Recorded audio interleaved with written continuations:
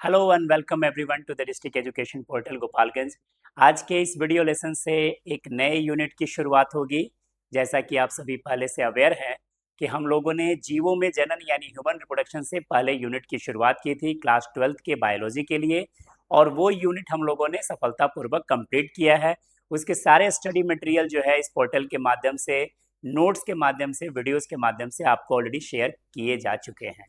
तो आज की क्लास में नया दिन, नया बात और नए टॉपिक से आगाज करेंगे। और हम जो स्क्रीन पे देख रहे हैं, मानव के स्वास्थ्य और रोग से संबंधित तथ्यों का अध्ययन करेंगे। जैसा कि अभी सभी प्यारे बच्चों को पता है कि क्लास 12th का जो बायोलॉजी का सिलेबस है वो बेसिकली 5 यूनिट में बटा हुआ है, जिसमें हम लोगों ने पहला यूनिट जीवों में जनन ह्यूमन रिप्रोडक्शन जूलॉजी का सेक्शन जो है कंप्लीट कर लिया। इस आधार पे अब हम लोग दूसरे यूनिट को छोड़ के तीसरे यूनिट की ओर जा रहे हैं। अब आप कहेंगे सर आपने दूसरा यूनिट जो जेनेटिक्स का कंसेप्ट था वो छोड़ क्यों दिया? तो आप सब लोग पहले से परिचित होंगे कि 2 फैकल्टीज के द्वारा क्लास 12th के सिलेबस को कंप्लीट किया जाता है। तो हमारा जो बॉटनी वाला सेक्शन है वो एक मैम के द्वारा डील किया जाता है, तो वो सेक्शन उनके द्वारा कवर करने के बाद जो जूलॉजी का यूनिट होगा उसमें हम आपके साथ फिर जुड़ेंगे। यानी आज के क्लास में यूनिट 3 की शुरुआत हो रही है। ह्यूमन के हेल्थ और डिजीज के बारे में बात हो रही है। तो बचपन में हम लोग जब पढ़ते थे तो एक बहुत इम्पॉर्टेंट हम लोगों ने प्रोवर्ब सुना था, स्टेटमेंट सुना था कि हेल्थ जो है वो वेल्थ है, हेल्थ इज वेल्थ। तो पता नहीं आप लोग कैसे रिएक्ट करते होंगे, पर मुझे इन तथ्यों को सुन पे बड़ी हंसी आती थी कि स्वास्थ्य धन है, लेकिन जैसे जैसे एजिंग हुई तो धीरे धीरे स्वास्थ्य का और एक अच्छे स्वस्थ का होने का महत्व जो है धीरे धीरे जीवन में समझ में आया। और आज लगता है कि हेल्थ जो है वेल्थ है। और वेल्थ में भी कहें तो एकदम आज के ज़माने में जो एकदम डिमांड वाला जो वेल्थ है, जो धन है, समझिए क्रिप्टो करेंसी है आज के डेट में। तो हम लोग जो है बात करने वाले हैं हेल्थ के और डिजीज के कुछ इंपॉर्टेंट फैक्टर्स के बारे में जो क्लास 12th के सिलेबस को कवर करेगा। तो सबसे पहले समझने का प्रयास करते हैं कि ये जो स्वास्थ्य है वो है क्या, हेल्थ है क्या। तो जैसा कि आप सबको पता होगा कि स्वास्थ्य को ध्यान में रखते हुए दुनिया भर में जो सबसे मशहूर, सबसे फेमस संगठन है जो दुनिया भर के हेल्थ के मुद्दों को एड्रेस करता है, उसका नाम है वर्ल्ड हेल्थ ऑर्गेनाइजेशन, जिसे आप शॉर्ट में WHO कहते हैं। विश्व स्वास्थ्य संगठन या WHO जिसे आप कहते हैं, ये जो संगठन है ये पूरे दुनिया भर के लोगों के स्वास्थ्य का डेटा, स्वास्थ्य को लेके अवेयरनेस और स्वास्थ्य को लेके क्या क्या इंपॉर्टेंट मेजर्स हो सकते हैं उसको ये एड्रेस करता है। तो इस वर्ल्ड हेल्थ ऑर्गेनाइजेशन के अनुसार, विश्व स्वास्थ्य संगठन के अनुसार, स्वास्थ्य केवल बीमारी की अनुपस्थिति नहीं है। मतलब जनरली हम समझते हैं कि स्वस्थ होने का मतलब है कि हम बीमार नहीं हैं तो हम स्वस्थ हैं, हमें बुखार नहीं है तो हम स्वस्थ हैं, हमें पेट में दर्द नहीं है तो हम स्वस्थ हैं। ऐसा नहीं है। हमें ये समझना है कि सिर्फ बीमार होने की अनुपस्थिति होने से आप स्वस्थ नहीं कहलाए जाएंगे। आपको स्वस्थ होने के लिए पूर्ण रूप से शारीरिक, मानसिक और सामाजिक कल्याण की स्थिति आपके अंदर होना चाहिए। यानी कि कोई भी व्यक्ति फिजिकली, मेंटली, साइकोलॉजिकली और साथ ही साथ सोशली, सामाजिक रूप से, भौतिक रूप से, मानसिक रूप से और मनोवैज्ञानिक रूप से जब हम इन चारों तथ्यों के अंतर्गत अपने को सहज और अच्छा महसूस करते हैं तो सही मायने में आप स्वस्थ व्यक्ति की संज्ञा में आते हैं। यानी स्वास्थ्य क्या है? तो सिर्फ बीमारी अनुपस्थित हो जाना, बीमार ना होना ही स्वास्थ्य नहीं है। स्वास्थ्य की परिभाषा हमने एक बार फिर से रिपीट करना है आपको कि शारीरिक, मानसिक और सामाजिक कल्याण की स्थिति में अगर आप सहज महसूस कर रहे हैं, आप अच्छा महसूस कर रहे हैं, तो विश्वास करिए आप बिल्कुल हेल्दी हैं।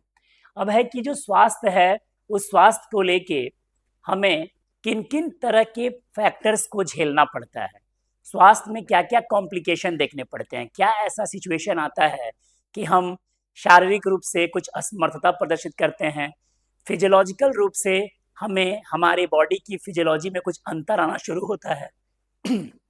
तो इस कड़ी में हम लोग 3 चीज़ों का अध्ययन करते हैं। पहला, अनुवांशिक विकार। कभी कभी क्या होता है, कुछ ऐसे भी बच्चे होते हैं जो अपने माता पिता से विरासत में बीमारी जीन के माध्यम से लेके पैदा होते हैं।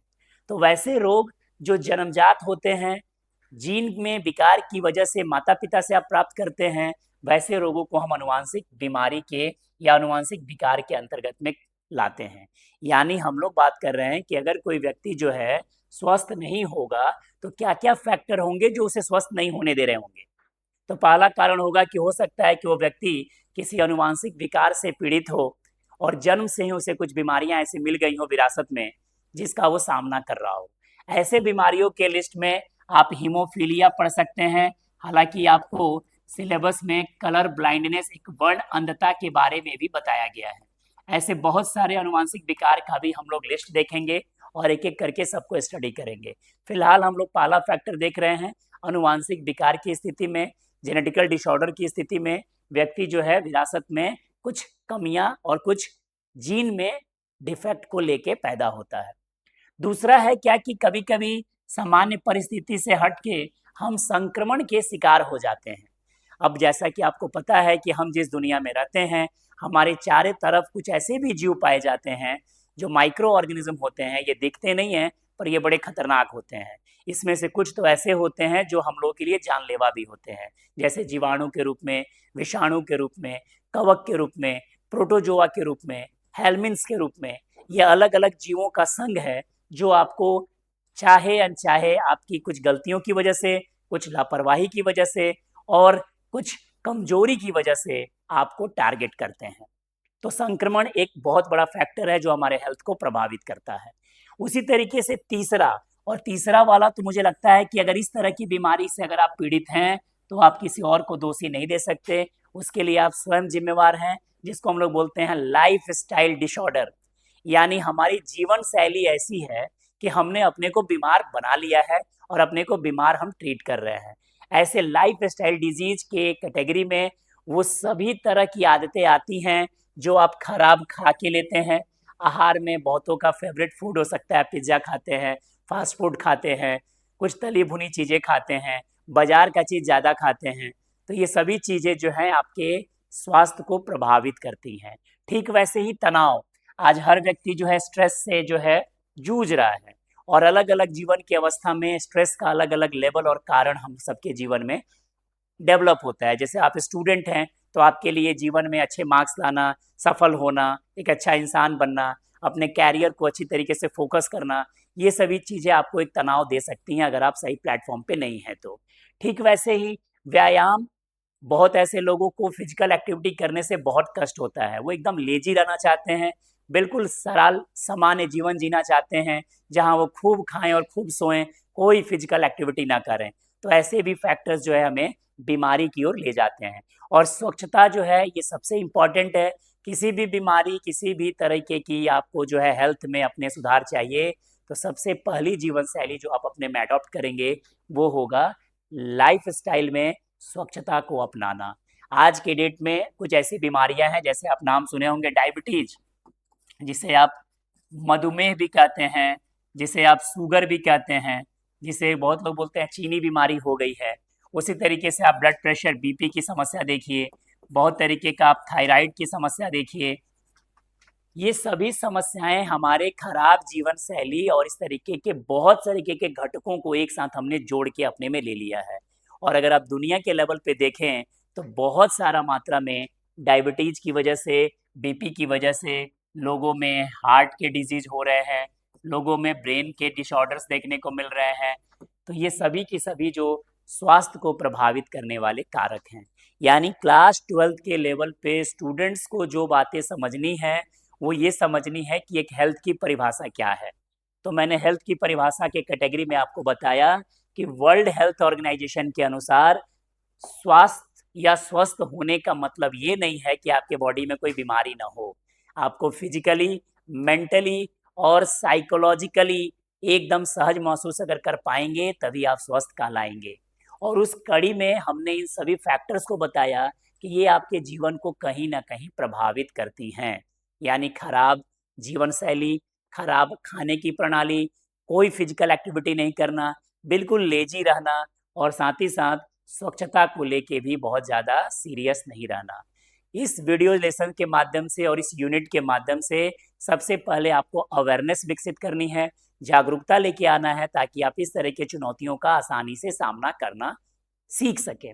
बहुत ऐसे स्टूडेंट्स होंगे जिनके पेरेंट्स जो हैं इस तरीके की खराब लाइफस्टाइल की वजह से डायबिटिक भी हो सकते हैं, बीपी के पेशेंट हो सकते हैं या अन्य तरह के डिसऑर्डर हो सकते हैं। तो आपका एक काम ये भी होगा, स्वयं भी जागरूक होना है और इस तरीके की जीवन शैली जो आज के डेट में मॉडर्न लाइफस्टाइल कहला रहा है, वो आप आपको घर परिवार समाज में भी अडॉप्ट करवाने पे जोर देना है।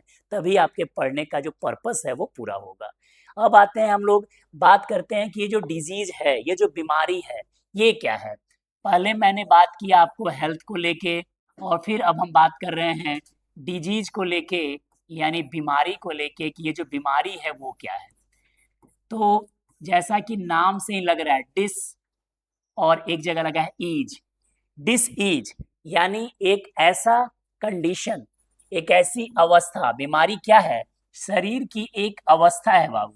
इस अवस्था में आप क्या कर रहे हैं? तो इस अवस्था में आप भौतिक रूप से यानी फिजिकली, आप जो है मानसिक रूप से यानी कि मेंटली, आप मनोवैज्ञानिक रूप से यानी साइकोलॉजिकली, और साथ ही साथ आप जो है वो सामाजिक रूप से भी यानी सोशली।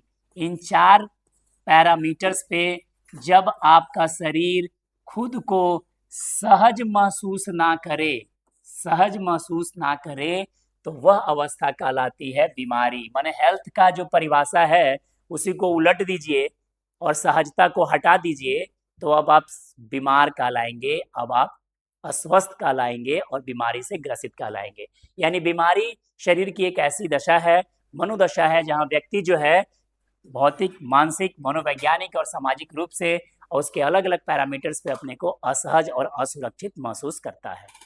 हम लोग बात करेंगे अब आगे कि ये जो बीमारी है, ये जो डिजीज है, ये क्लास 12th लेवल पे हमें समझना है कितने प्रकार की बीमारियों को हमें पढ़ना है, समझना है। तो हम पाएंगे कि बीमारियां जो है मुख्यतः 2 प्रकार की कैटेगरी में आप बांट सकते हैं। एक को आप बोलते हैं कम्युनिकेबल डिजीज।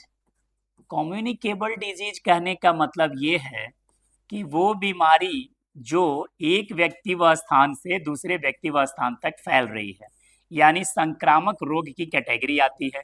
ऐसी बीमारियां होती है कि आपको हो गई तो आपके बगल वाले को होंगी, फिर उनको होंगी, फिर आगे फैलते जाती हैं। और जबकि दूसरी कैटेगरी में हम लोग डाल सकते हैं नॉन कम्युनिकेबल डिजीज, यानी वैसी बीमारियां जो एक व्यक्ति से दूसरे व्यक्ति तक फैल नहीं रही हैं, हालांकि आपको बीमारी फिर भी लगी हुई है पर वो फैल नहीं रही है, असंक्रामक रोग। यानी क्लास 12th के सिलेबस में सबसे पहले हम बीमारियों के प्रकार से शुरू करते हैं और हम पाएंगे कि बीमारियां जो है मुख्यतः 2 कैटेगरी में आएंगी। जहां पे एक व्यक्ति से दूसरे व्यक्ति तक बीमारी फैलेगा, संक्रामक रोग कहलाएगा, और जब वो एक जगह पे फिक्स रहेगा, फैल नहीं रहा है, तो वो जो है वो असंक्रामक रोग के कैटेगरी में जाएगा। अब जैसे मान लीजिए ना किसी को बीपी बढ़ी हुई है, आप उसके साथ रहेंगे तो आपकी बीपी थोड़े बढ़ जाएगी। कहने का सेंस ये है कि बीमारी है लेकिन वो फैल नहीं रहा है। इसी तरीके से किसी को डायबिटीज हो गया, वो भी चीज है कि वो उसी के पास है, वो उसके अगल बगल वाले को फैल नहीं रहा है। लेकिन कुछ ऐसी बीमारियां हैं जो नॉर्मली आप देखेंगे, सर्दी जुकाम भी अगर किसी को हो जाए, आप उसके अगल बगल में रहेंगे तो आप भी उसको एक्वायर कर सकते हैं। निमोनिया देखिए, टीबी देखिए, बहुत तरीके की खांसी देखिए, ये सभी के सभी जो है वो कम्युनिकेबल यानी संक्रामक बीमारी के कैटेगरी में आती है।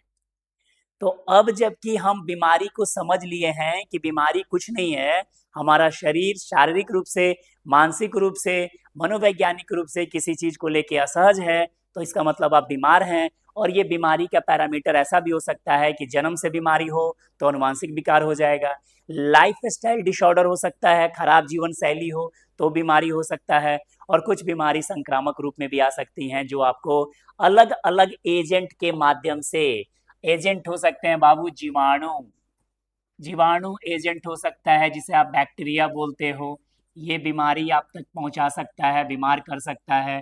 ठीक वैसे ही जीवाणु के अलावा आप देखेंगे विषाणु, जिसे आप वायरस कहते हो, इसके पास भी ये प्रॉपर्टी होती है कि आपको बीमार करे, अलग अलग तरीके के रोग फैलाए। कुछ कवक वगैरह आप देखेंगे, फंगस जो होते हैं, जो आजकल के मौसम में दाज खाज खुजली वगैरह फैलाते हैं, वो बीमार कर सकते हैं। कुछ प्रोटोजोआ संघ के जीव होंगे जहां आप देखेंगे कि ये आपको बीमार करते हैं। जैसे मलेरिया हो गया, कालाजार हो गया, इस तरह की बीमारियां प्रोटोजोआ से होती है। कुछ हेलमिन्थ्स होंगे ऐसे जो आपको बीमार कर सकते हैं। तो ये सभी के सभी एजेंट हैं जो आपको किसी ना किसी रूप में बीमार करते हैं। आपको करना ये है कि जीवाणु, विषाणु, कवक, प्रोटोजोआ और हेलमिन्थ से होने वाले कुछ खास बीमारियों को चिन्हित करना है। आज मैं आपको एक क्लास में होमवर्क भी दे रहा हूँ कि आप जो है ये घर जाके ये जो 5 लोगों का नाम मैंने लिखा है, इनके द्वारा फैलने वाले 4-4 बीमारी का कम से कम या 5-5 बीमारी का आप लिस्ट बनाएंगे।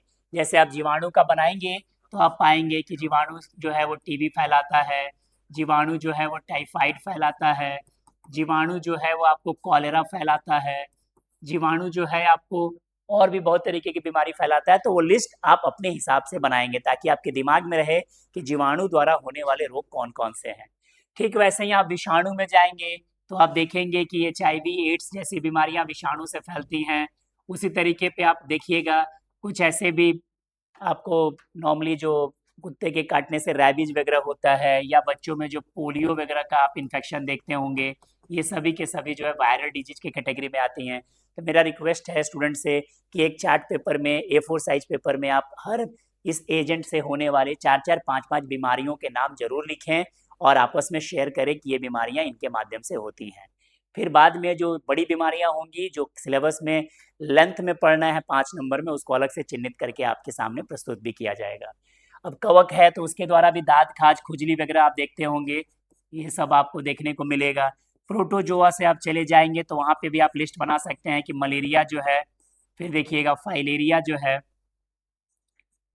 अब कहिएगा कि सर ये जो मलेरिया और फाइलेरिया प्रोटोजोआ से होता है, तो ये जो होते हैं ना ये एक्चुअली बीमारी के वाहक होते हैं, बीमारी को आप तक पहुंचाते हैं। कुछ ऐसे भी हो सकते हैं जैसे अब प्रोटोजोआ में मलेरिया किससे होता है, प्लाज्मोडियम से होता है, तो ये आपको प्रोटोजोआ का मेंबर है। फाइलेरिया किससे होता है, तो फाइलेरिया होता नहीं है प्रोटोजोआ से, ये होता है आपको हेलमिन्थ वाले कैटेगरी में, यहाँ पे इसको चिन्हित कर लेंगे, फाइलेरिया हेलमिन्थ से होगा। ठीक है, उसी तरीके से आप जो है 3-4 लिस्ट बना लेंगे, ये जो सभी अलग अलग तरीके के लोगों से जो बीमारियां होती हैं उनके बारे में। अब हम लोग आगे बढ़ रहे हैं कि जब बीमारी है ही और बीमारी हो रही है, तो बॉडी जो इतना मल्टी सेलुलर है, जो अपने को इतना ताकतवर कहता है, इतना हिम्मत वाला कहता है, क्या वो आपको बीमारियों से बचाने का प्रयास नहीं करता? तो अब जो हम लोग टॉपिक पढ़ने जा रहे हैं उसको हम लोग समझेंगे पहले इम्यूनिटी के संदर्भ में।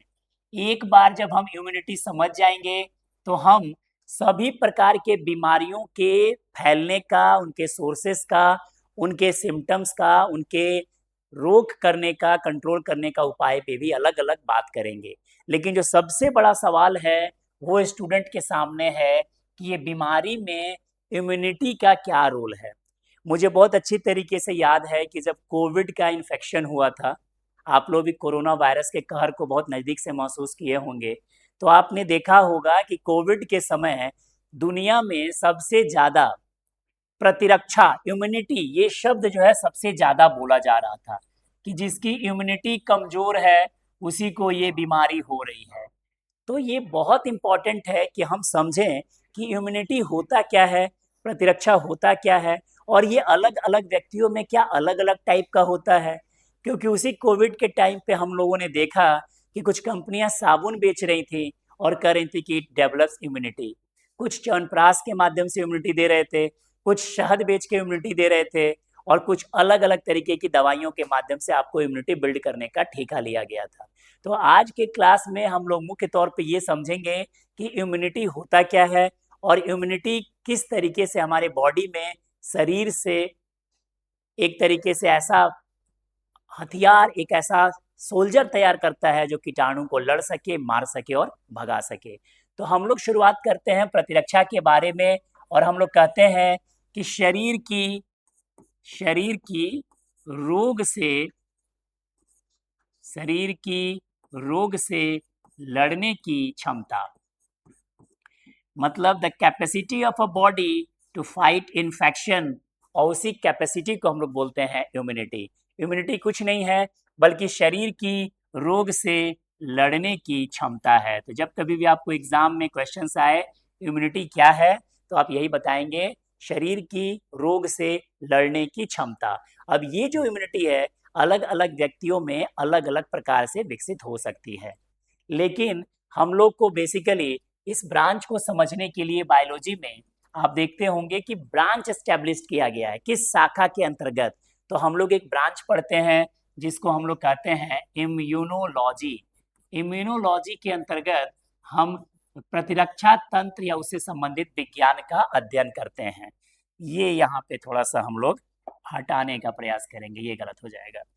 तो हम लोग देखते हैं क्या कि इम्यूनोलॉजी में हम लोग क्या पढ़ते हैं भाई, तो विज्ञान की वह शाखा जहाँ पे प्रतिरक्षा तंत्र या उससे संबंधित विज्ञान का अध्ययन किया जाता है उसे हम इम्यूनोलॉजी कहते हैं। और इम्यूनिटी को हमने समझा प्रतिरक्षा को कि शरीर की रोग से लड़ने की क्षमता होती है। और ये जो इम्यूनोलॉजी है इसके जनक माने जाते हैं, फादर माने जाते हैं एक वैज्ञानिक जिन्होंने दुनिया में पहली बार वैक्सीन का खोज किया। टीका के माध्यम से, वैक्सीन के माध्यम से लोगों को रोग से लड़ने की क्षमता बिल्डअप की जाए, तो इसका नाम था एडवर्ड जेनर। एडवर्ड जेनर ने सबसे पहली बार वैक्सीन खोजा और ये जो है इम्यूनोलॉजी के एक तरीके से जनक हैं। इन्होंने वैक्सीन के माध्यम से टीका देके शरीर को रोग से लड़ने लायक बनाया था। तो इम्यूनिटी में हम लोग देखते हैं शरीर की रोग से लड़ने की क्षमता। अब ये जो क्षमता है शरीर की रोग से लड़ने की क्षमता, वो अलग अलग इंडिविजुअल में, अलग अलग व्यक्ति में अलग अलग प्रकार से विकसित होती है। तो कहते हैं ये जो इम्यूनिटी है वो दो प्रकार से हमारे को रोग से लड़ने में बचाती है। कौन कौन सी, तो देखते हैं। सबसे पहला जो टाइप होता है उसको हम लोग बोलते हैं इननेट इम्यूनिटी। ये जो इननेट इम्यूनिटी होती है बाबू, इसको हम लोग हिंदी में बोलते हैं जन्मजात प्रतिरक्षा।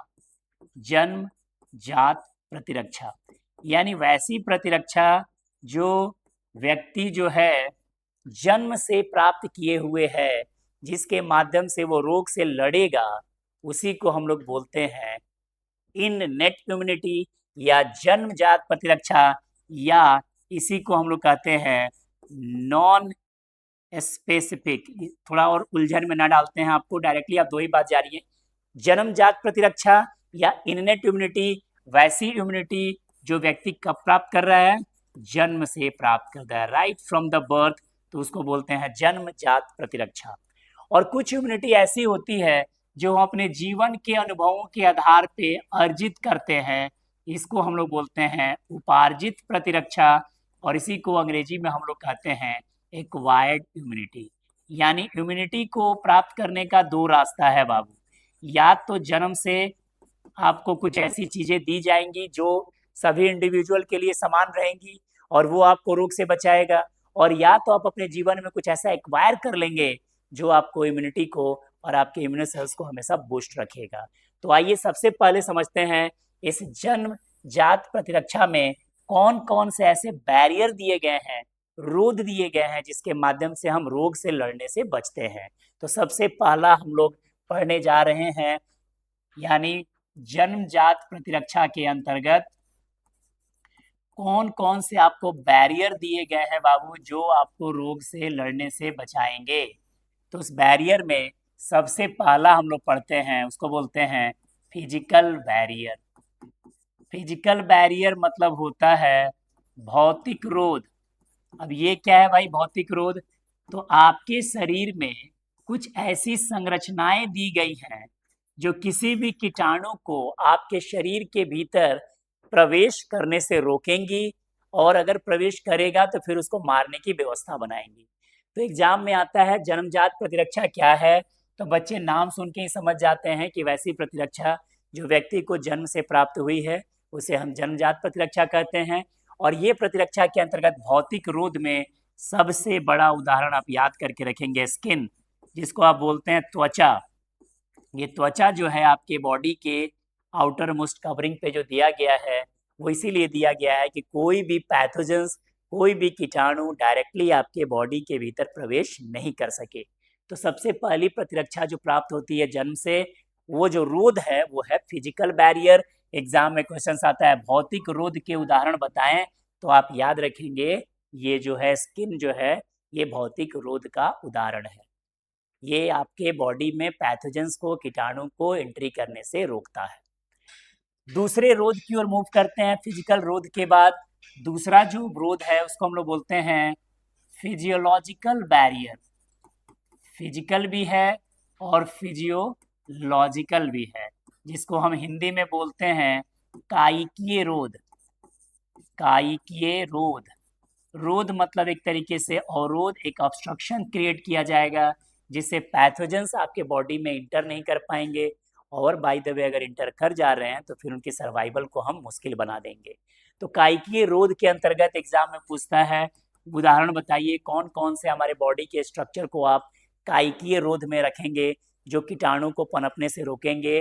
तो याद रखिएगा, मुख से जो लार निकलता है वो जो है कायिकीय रोध का उदाहरण है। लार के अंदर एंजाइम है, अगर आपने मुंह खुला रखा है और कोई पैथोजेंस आपके बॉडी के अंदर आ रहा है तो मुंह से जो लार निकल रहा है वो उस पैथोजेंस को डैमेज करने में भूमिका निभा सकता है। उसी तरीके से आपके आँख से जो आंसू आते हैं वो आंसू भी एक तरीके का कायिकीय रोध का उदाहरण है। कान से अगर आप देखें तो कान से आपके वैक्स निकलता है, मोम जैसा एक चिपचिपा पदार्थ निकलता है वसा का, वो भी आपके बॉडी में कान से पैथोजेंस को एंटर करने से रोक सकता है। उसी तरीके से आप अपने अमाशय में जाएं अगर, तो वहाँ पे तो भाई HCl जो है उबल रहा है, वो कीटाणु को उसमें उबाल देगा अच्छी तरीके से, कीटाणु का सर्वाइवल जो है आसान नहीं होगा। तो कुछ इस तरीके के रोध हैं जो हमारे बॉडी में हैं, फिजियोलॉजी को एक तरीके से मेंटेन करते हुए पैथोजेंस को सफाया करने में काम करते हैं। इसके पहले मैंने बताया था कि ये जो स्ट्रक्चर था दूसरा स्किन वाला, ये भौतिक रोध का उदाहरण था। फिर बाद में मैंने बताया कि ये जो उदाहरण दिख रहा है ये सभी के सभी कायिकीय रोध के उदाहरण हैं, फिजियोलॉजिकल बैरियर्स हैं जो पैथोजेंस के लिए बहुत मुश्किल टाइम बना देते हैं। अब आते हैं हम लोग अगले तीसरे वाले सेक्शन में, जहाँ पे तीसरा रोध हम लोग पढ़ेंगे वो रोध है जिसको हम लोग बोलते हैं सेलुलर बैरियर। पहला था फिजिकल बैरियर, दूसरा था फिजियोलॉजिकल बैरियर और तीसरा है सेलुलर बैरियर जिसे हम कहते हैं कोशिकीय रोध।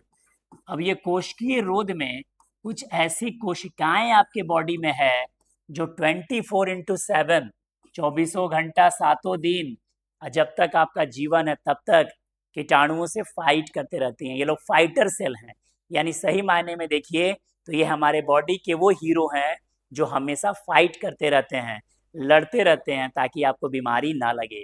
और इस कोशिकीय रोध में जो कोशिका आता है उसमें आपका सबसे बड़ा दोस्त है WBC। WBC जिसे आप व्हाइट ब्लड सेल कहते हैं, ये एक प्रकार का सेलुलर बैरियर क्रिएट करता है और कीटाणु को एकदम उनकी जो है इतना उनके लिए कठिन समय क्रिएट कर देता है कि पैथोजेंस जो है वो भाग खड़े होते हैं। WBC उसी के कुछ घटक हैं जिसको हम लोग बोलते हैं न्यूट्रोफिल्स। उसी में आप देखेंगे कुछ और फैक्टर्स आएंगे, जैसे बहुत तरीके के हैं, जैसे killer cell, natural killer cell हैं। ये सभी के सभी सेल जो है कीटाणुओं को मारने में बहुत इम्पोर्टेंट रोल प्ले करते हैं।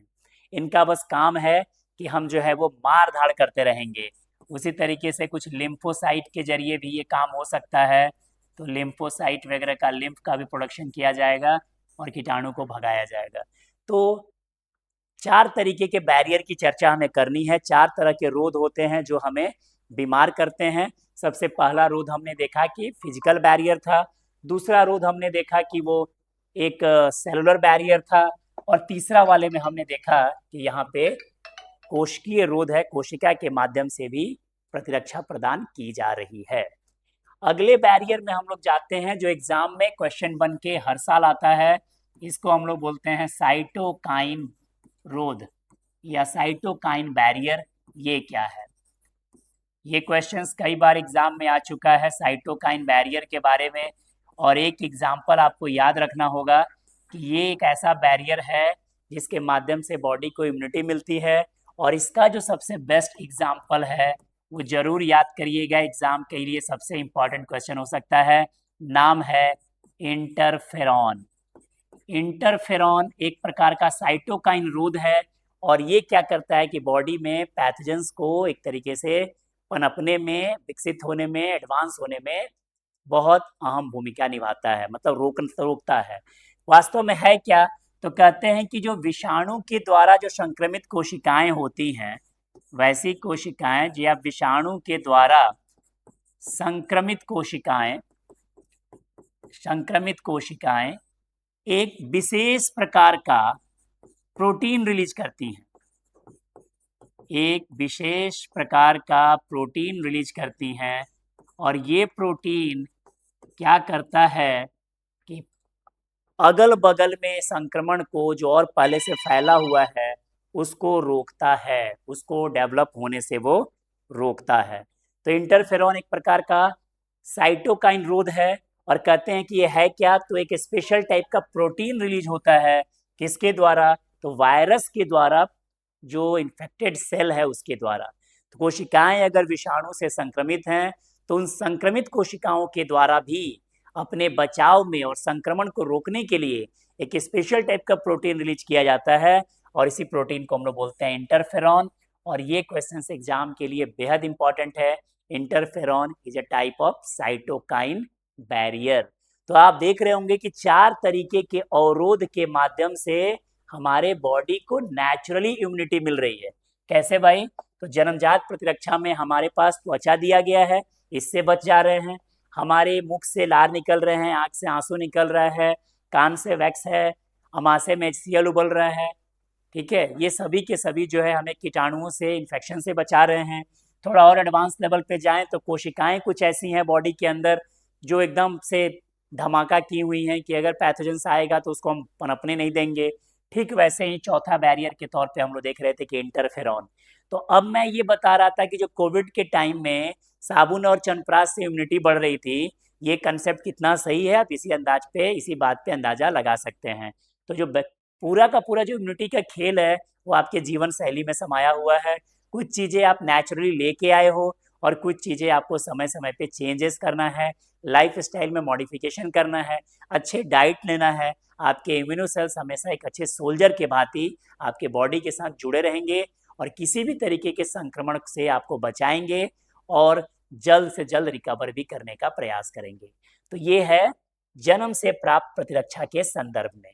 अब अगर हम बात करें, कुछ ऐसी भी प्रतिरक्षा है जो आदमी अपने जीवन के अनुभवों के आधार पर प्राप्त करता है, इसको हम लोग बोलते हैं एक्वायर्ड इम्यूनिटी, यानी उपार्जित प्रतिरक्षा। ये प्रतिरक्षा व्यक्ति जो है जन्म के बाद अपने जीवन के अनुभवों के आधार पर प्राप्त करता है। आप नोटिस करेंगे कि 10-12 दोस्तों की एक टीम थी और कहीं पे वो लोग पिकनिक करने गए और अचानक से बहुत तेज बारिश आ गई, सारे लोग उसमें भीग गए और अगले दिन जब स्कूल आना था तो उसमें से 3-4 लोग स्कूल नहीं आए और जेन्युइन रीजन उन्होंने बताया कि उन्हें सर्दी जुकाम या बुखार हो गया था। जबकि अगर ऐसी कोई प्रिंसिपल होती बीमार होने की तो सारे लोगों को बीमार हो जाना चाहिए था, लेकिन कुछ लोगों की इम्यूनिटी क्या थी, एक्सपोज हो गई, अपने को डिफेंड नहीं कर पाई और इस वजह से वो बीमार हो गए। तो कहने का मतलब ये है कि उपार्जित प्रतिरक्षा वो प्रतिरक्षा है जो व्यक्ति जो है जन्म के बाद प्राप्त कर रहा है, और इस तरीके की प्रतिरक्षा बाबू एकदम दिमाग में रखेंगे, मेमोरी के ऊपर बेस्ड होती हैं, एकदम यादाश्त होता है इनके अंदर, याद होता है। जैसे एक बार आप बस में जा रहे थे, पॉकेट में आपने पीछे वाले पॉकेट में आपने 200-400 रुपये रखे थे और आपको सीट नहीं मिली थी, आप खड़े होके जा रहे थे, बीच में किसी ने आपके पैसे को पैकेट से निकाल लिया, तो ये क्या था, एक कड़वा अनुभव आपको मिला। फिर 1 महीने के बाद फिर आप उसी बस में कभी घूमने जा रहे हैं, इस बार फिर घर से आपको 200-400 रुपये मिले हैं, इस बार पैसे को आपने पॉकेट में पिछले वाले में रखने के पहले 4 बार ट्रैक जरूर करिएगा कि कहीं इस बार भी पैसा चोरी ना हो जाए। ये क्या था, ये आपके मेमोरी में चला गया कि लास्ट टाइम हमने ऐसा किया था तो मुझे ये प्रॉब्लम हुआ था। ठीक वैसे ही हमारे बॉडी के जो सेल हैं वो मेमोरी बेस्ड काम करते हैं, उनके अंदर यादाश्त होती है, उनको याद रहता है कि किस कीटाणु से कैसे हमें निपटना है। तो उपार्जित प्रतिरक्षा वो प्रतिरक्षा है जो मेमोरी के ऊपर, ये पूछेगा, ये मेमोरी के ऊपर बेस्ड होती हैं, इनके अंदर यादाश्त होता है और अपने पुराने अनुभव के आधार पे ये कीटाणु से फिर आगे इनकाउंटर करती हैं, लड़ती हैं। ठीक वैसे ही इस तरह की जो प्रतिरक्षा होती है, इनमें एक और बड़ा अच्छा गुण होता है बाबू, सेल्फ एंड नॉन सेल्फ, अर्थात ये स्वयं और पर के भेद को जानती हैं। मैं हिंदी में भी यहाँ पे लिख रहा हूँ, स्वयं या पर का भेद, माने अपना और पराया का भेद ऐसी प्रतिरक्षा समझती है। अगर ऐसा नहीं होता तो हमारे शरीर की प्रतिरक्षी कोशिकाएं अपनी ही कोशिकाओं को नष्ट कर देती, लेकिन बॉडी अपने कोशिका को नष्ट नहीं करता है। साधारण परिस्थिति में हमें पता है कि ये मेरा अपना सेल है और ये बाहर का सेल है। जैसे एक मोहल्ले में 4-5 कुत्ते एक जगह बैठे हुए हो और बाहर से कोई भी कुत्ता अगर आ जाए ना तो सारे कुत्ते मिलके भौंकने लगते हैं और उसको अपने मोहल्ले में टिकने नहीं देते हैं। ठीक वैसे ही हमारे बॉडी के जो सेल हैं, जो हमारे अपने सेल हैं, वो बॉडी में इसी मुस्तैदी के साथ बैठे हुए हैं। बाहर से कुछ भी आएगा तो बिल्कुल उन्हीं कुत्तों की तरह वो भौंकना शुरू करेंगे और उसको काटेंगे, मार के भगा देंगे। तो उपार्जित प्रतिरक्षा 2 चीज़ों पे फोकस है। मुख्य रूप से 2 बातें याद रखेंगे। पहला कि उसके अंदर मेमोरी है और दूसरा इस तरह की प्रतिरक्षा में स्वयं और पर का भेद पता है। अपना और पराया सेल कौन है ये हमारा बॉडी बहुत अच्छी तरीके से जानता है और इसी वजह से हमारी बॉडी जो है एक बहुत ही हाईली डिजाइन बॉडी के सैंपल के तौर पे आप देख सकते हैं, जिसमें बहुत सारे साइंस छिपे हुए हैं। तो एक्वायर्ड इम्यूनिटी के माध्यम से हम लोग जीवन में जन्म के बाद जीवन के अनुभवों के आधार पे अपनी इम्यूनिटी को बूस्ट करते हैं, बिल्ड करते हैं, बढ़ाते हैं, आगे करते हैं। तो ये हो गया उपार्जित प्रतिरक्षा। अब कहते हैं कि ये जो प्रतिरक्षा है ये हमारे बॉडी को 2 तरीके से प्राप्त हो सकती है। यानी कि ये जो प्रतिरक्षा की जो प्राप्ति हो रही है बाबू, वो 2 तरीके से बॉडी प्राप्त कर सकता है। एक कोशिका के द्वारा, सेल के द्वारा, और दूसरा एंटीबॉडी के द्वारा। अब ये एंटीबॉडी क्या है इसके बारे में भी हम लोग बात करेंगे। एंटी मतलब अगेंस्ट, बॉडी मतलब बॉडी के अगेंस्ट में, हमारे अपने नहीं, पैथोजेंस के लिए कहा जा रहा है, उनके लिए एंटीबॉडी बनेगा। तो प्रतिरक्षा 2 प्रकार से हम प्राप्त कर रहे हैं भाई। कैसे कैसे? कोशिका के माध्यम से जब प्रतिरक्षा प्राप्त करते हैं तो उसको हम लोग बोलते हैं CMI। एग्जाम में आता है CMI क्या है, तो इसको बोलते हैं सेल मेडिएटेड इम्यूनिटी। हिंदी में बोलते हैं कोशिका माध्यमित प्रतिरक्षा, CMI। कोशिका के माध्यम से प्रतिरक्षा मिल रही है तो कहलाएगी ये प्रतिरक्षा CMI यानी सेल मेडिएटेड इम्यूनिटी। और इस तरीके की कोई भी इम्यूनिटी आपके बॉडी में काम करेगी तो एकदम एग्जाम का एक क्वेश्चन आज ही जान लीजिए जो 2027 में आएगा। पूछेगा कि जब कोशिका माध्यमिक प्रतिरक्षा यानी सेल के माध्यम से इम्यूनिटी मिलती है तो शरीर में कौन सा सेल प्रभावी होता है, तो एकदम से याद रखिएगा टी सेल। टी सेल जो है प्रभावी होता है कोशिका माध्यमिक प्रतिरक्षा में। हम लोग बात कर रहे हैं कि शरीर को प्रतिरक्षा के क्या क्या मौके मिल सकते हैं, क्या क्या उपाय हो सकते हैं, तो हम लोग कह रहे हैं कोशिका के माध्यम से होगी तो कहलाएगी CMI यानी सेल मेडिएटेड इम्यूनिटी। कोशिका के माध्यम से प्रतिरक्षा प्राप्त हो रही है। कौन सा सेल प्रभावी हो रहा है भाई? T cell. अगर ऐसी ही प्रतिरक्षा अगर हमें एंटीबॉडी के माध्यम से प्राप्त होगी तो यह प्रक्रिया बाबू कहलाएगी AMI, जहाँ का ए का मतलब है एंटीबॉडी मेडिएटेड इम्यूनिटी, यानी वैसी इम्यूनिटी जो एंटीबॉडी के जरिए दी जा रही है उसे हम AMI कहते हैं। और यहाँ पे फुल फॉर्म भी लिख दे रहे हैं कि इसे हम एंटीबॉडी मेडिएटेड इम्यूनिटी कहते हैं। और यहाँ से भी एक क्वेश्चन बनता है कि अगर प्रतिरक्षा इम्यूनिटी जो है एंटीबॉडी के माध्यम से प्राप्त हो रही है तो कौन सा सेल काम करेगा, तो ये भी एग्जाम के लिए बहुत इंपॉर्टेंट वन लाइनर है, याद रखिएगा बी सेल। तो 2 सेल है, टी सेल और बी सेल, ये एकदम से दिमाग में याद रखिएगा। जैसे घर में टीवी देखते हैं ना तो शॉर्ट में टीवी याद कर लीजिएगा, टी सेल और बी सेल। टी सेल जो है वो कोशिका माध्यमिक प्रतिरक्षा के माध्यम से मिलती है और बी सेल जो है वो एंटीबॉडी माध्यमिक प्रतिरक्षा के माध्यम से प्राप्त होती है। तो कैसे प्राप्त होती है ये अभी हम लोग को समझना बाकी है। हम लोग डिजीज वाले सेक्शन में आज के क्लास में हेल्थ को समझे हैं, हेल्थ क्या है, बीमारी को समझे हैं, बीमारी क्या है, बीमारियों के प्रकार को समझे, कितने प्रकार की हो सकती है, और साथ ही साथ समझने का प्रयास किया है कि जो बीमारी का जो सबसे बड़ा दुश्मन है इम्यूनिटी देने वाला, वो प्रतिरक्षा क्या होती है, प्रतिरक्षा जो है व्यक्ति को कितने प्रकार से प्राप्त हो सकती है। जैसा कि आपने पढ़ा कि प्रतिरक्षा जो है व्यक्ति को जन्म से प्राप्त हो सकती है, तो उसको आप जन्मजात प्रतिरक्षा कहेंगे। अर्जित करेगा तो उसे उपार्जित प्रतिरक्षा करेंगे। फिर हमने पढ़ा कि ये सभी बैरियर्स हैं जिनके माध्यम से आपको इम्यूनिटी मिल रही है, स्किन के माध्यम से, त्वचा के माध्यम से, इंटरफेरॉन के माध्यम से, कुछ कोशिकाओं के माध्यम से। और फिर हमने पढ़ा कि ये जो इम्यूनिटी का अर्जित करने का जो तरीका है वो बेस्ड है इस चीज़ पे, मेमोरी के ऊपर, यादाश्त है, और ये स्वयं और पर के भेद को पहचानता है। इसी आधार पे ये व्यवस्था चल रही है। और एक चीज़ हम लोगों ने और इसमें ऐड किया कि कोशिका के माध्यम से अगर प्रतिरक्षा मिलेगी तो वो कहलाएगी CMI, और एंटीबॉडी के माध्यम से प्रतिरक्षा मिलेगी तो वो कहलाएगी AMI, यानी एंटीबॉडी मेडिएटेड इम्यूनिटी। जहाँ पे CMI में T सेल काम कर रहा था, वहीं AMI में B सेल की भूमिका जो है वो सबसे इम्पोर्टेंट होगी।